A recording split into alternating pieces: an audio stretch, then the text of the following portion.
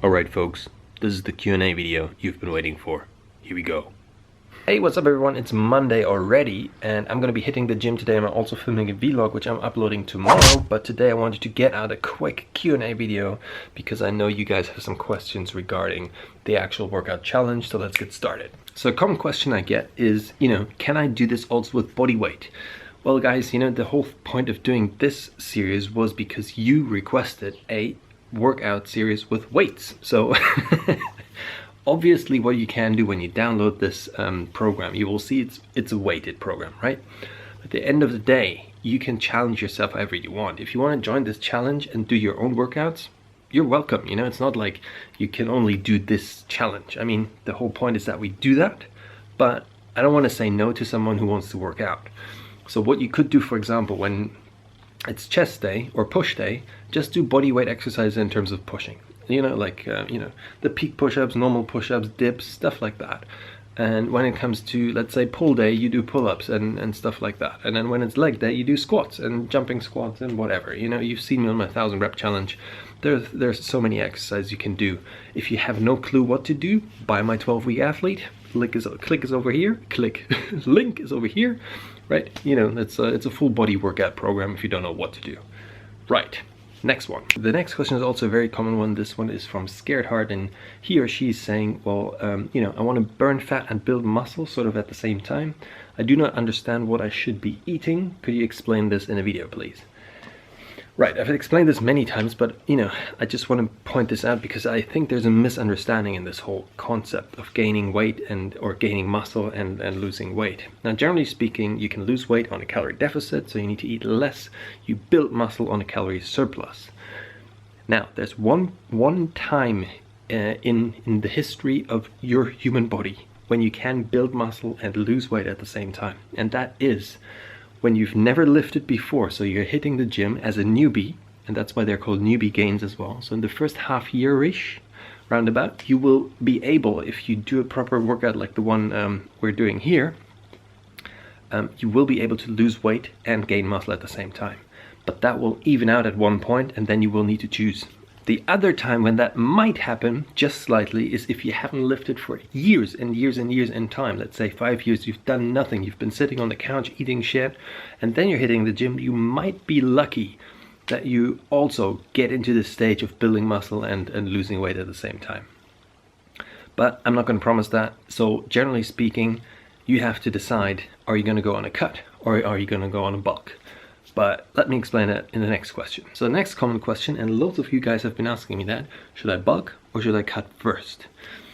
And this is very simple in a way. When you look at your body and you take your body fat percentage, which if you don't know how to do it, click over here, that's the video how to do it. And if you're anything above 15% body fat, you should go on a cut. That's sort of a rule of thumb. And once you sort of, diet it down to something like, let's say 8%. If you want to go to 8, then you start your bulk again, your clean bulk. Now the reason why you should not start a bulk when you're on 15% body fat is because in a bulk you will always gain fat as well. There's no way you will only gain lean muscle mass. That is just not possible. You will always gain fat. So if you're already 15%, you will gain 2, 3, 4% of body fat on top. So you will get bigger, obviously, you will look massive or big, but you will also be fluffy and, there's no definition at all. So therefore, if you like that kind of a static look, lean down first and then go on a bulk. The other way around, if you're very lean already and you want to go, then there's no question to ask. Then you go on a bulk first and then you cut down. Next question is a combined question, which is from Carol and from Rohit. Rohit says, what about the vegetarian meal plan? And Carol says, what kind of sources of protein for vegetarians in terms of, is it beans, chickpeas, and so on and so forth? Now, if you don't know, I've been a vegetarian for 5 years before I turned back eating meat. That was on my 500 rep challenge. I started eating meat again. The diet plan you downloaded, you can also use as a vegetarian, obviously. You just put in your veggie options, and you can see when you go to the meal planning side of things and you select the protein sources, I'll give you a list of protein sources you can choose from. One thing I need to say is, if you are a vegetarian, you will have a harder time getting lean proteins.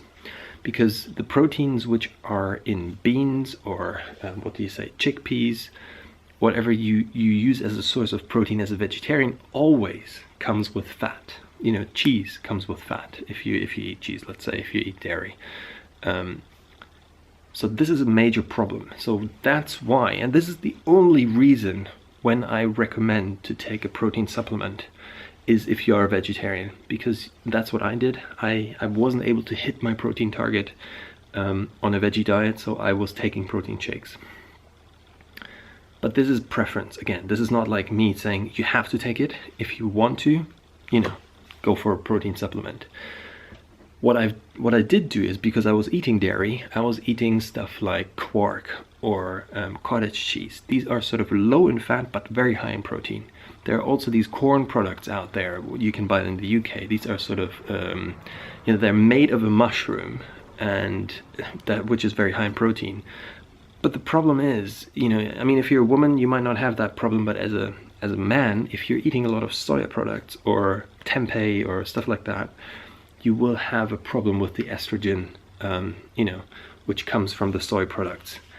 And that's why I would not recommend to do that. So I would leave the soy protein at all, you know, as less soy as you can, even if you're a veggie. Try to eat more or get a supplement, like a protein supplement from, I don't know, if you eat eggs, for example, you know, eggs is also, I mean, I was eating eggs. I'm sort of an ovo-lacto vegetarian, which means ovo and lacto means, you know, eggs and milk. But if you're clearly a vegetarian where you don't eat any eggs, then you will have even a harder time, because an egg has all the amino acids which are out there. They're all in an egg.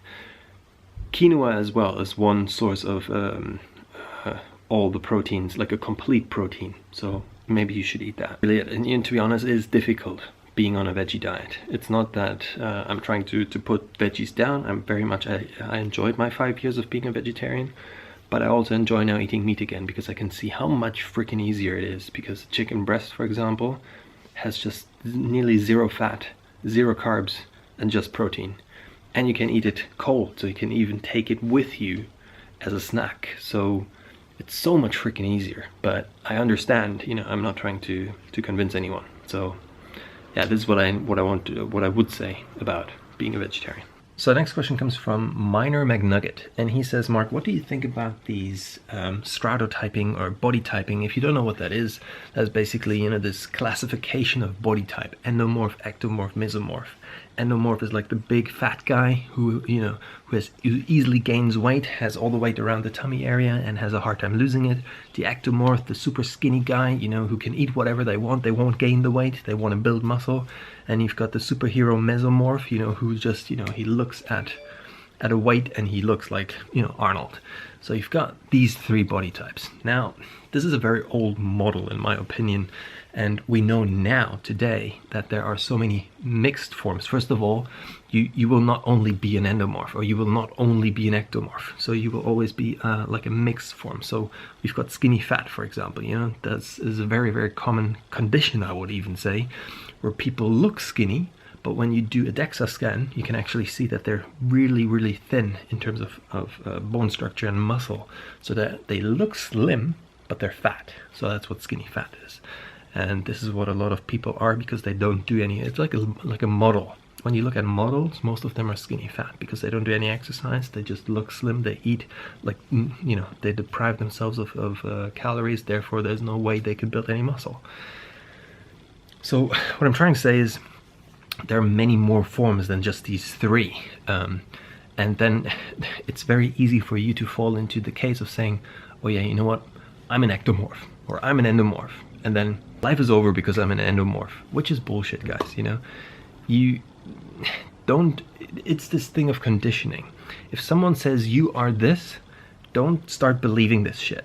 You know, like I told you, I went to a doctor and he said I will never be able to raise my shoulder over my head again. Well, I can, right? So the thing is, you don't believe whatever you see and read all the time. Question things, put on your questioning mindset. So this whole ecto-endo-mesomorph thing, it's a model. There was a doctor, there was a guy who came up with it, and ever since then people started believing it and saying, oh yeah, that's a great idea, great idea, great idea. And then all of a sudden people came out and, well, that's bullshit. There's more than 3. There's 6. There's 12. So it's just a model. That's all I'm saying. Don't press yourself into models. Be free. All right, next question comes from Carolina Nilsen, I think. Carolina Nilsen? Something like that. She says, I can't do deadlifts and squats because, I get back pain doing them. Should I do any other exercise instead? And, like leg press or stiff deadlifts, for example, or do squats with my body weight? And can I still use the calculator for that?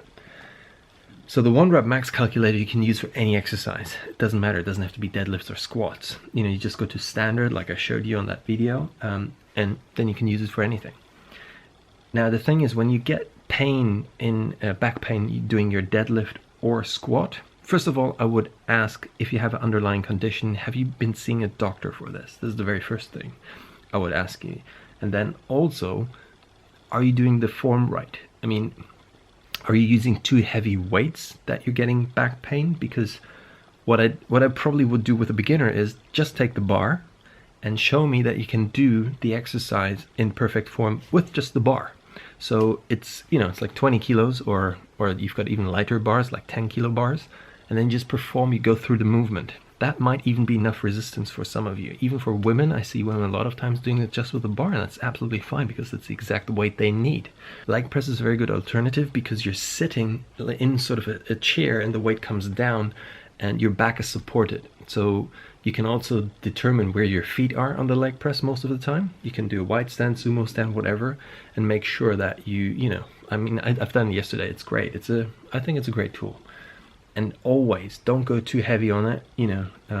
If you have pain, that is the main thing. You need to first get rid of the pain, then you load on the weight, not the other way around. I mean, common sense, right? But if that's all too much, bodyweight exercise works always. I'm not trying to abandon anyone from this challenge. So if you still want to join in, just do the exercises you can't do. Substitute them with an exercise you can do. So, if you want to do body weight, like I said before, instead of bench press, you do a push-up. Instead of squats weighted, you do body weight squats. You can even do one leg squats. There's so many things you can do. So just feel free to join in. All I can say, get your pain checked out, and then you start this challenge. Marc van Drunik, Marc, by the way, my name companion. Hello. Okay, so he's saying, Marc, I want to bulk, but what kind of calorie surplus should I choose in your calorie calculator? Should I do 200, 300, 400, 500? What do you think? Well, it depends on how well you know your body, because if you eat a lot and you're sort of a person who gains weight very quickly, maybe a 500 calorie deficit is not the right thing because you will gain fat as well very quickly. So if that's the case, I would go for a lower sort of calorie surplus. The other way around, if you have a hard time gaining weight, then you need to up your calorie intake, obviously. Pretty simple. But what I would do is maybe start with 350 or 300 and then see how you roll. You make sure you go onto the scale every day, you make sure you look in the mirror, you do all the tracking stuff like I taught you, and then take it from there. This is the most important thing, is that you pay attention to what's going in here, how you're feeling, how you're changing your body, and how you feel in the gym as well. So you need to always play it by, you as a person. This is not general advice for everyone. This is, like I said, it's individual. That's why I gave you all these tools, the calorie calculator, the 1 rep max calculator, and the workout planner, because all these 3 tools are designed for you to create something personalized for yourself. Right, I hope I answered most of your questions. Now, again, if you have more than the questions I've answered in this video, leave a comment in the comment box below, because in the following now 30 days, where I'm going to track my progress and I'm going to show you my training, I'm going to vlog every single day, I will also answer your questions, so don't worry about it. It's not like, this was the only video where I'm going to be answering questions, but I hope I got everything sort of covered for you to be able to now start today, guys. Hit the gym. No excuses, and yeah, we're all in this together, guys. So I'm really excited. I think we're over 200 people now, so that's awesome. And yeah, time to punch the like button, punch the subscribe button. I'll see you guys tomorrow. It's one of the best pieces I've created so far, so I'm really proud of it. And I know you're gonna get amazing results by using this tool, because the cool thing about this tool is also you can keep using it after the 30 days. You'll see once you download it and bought it that, you know, it is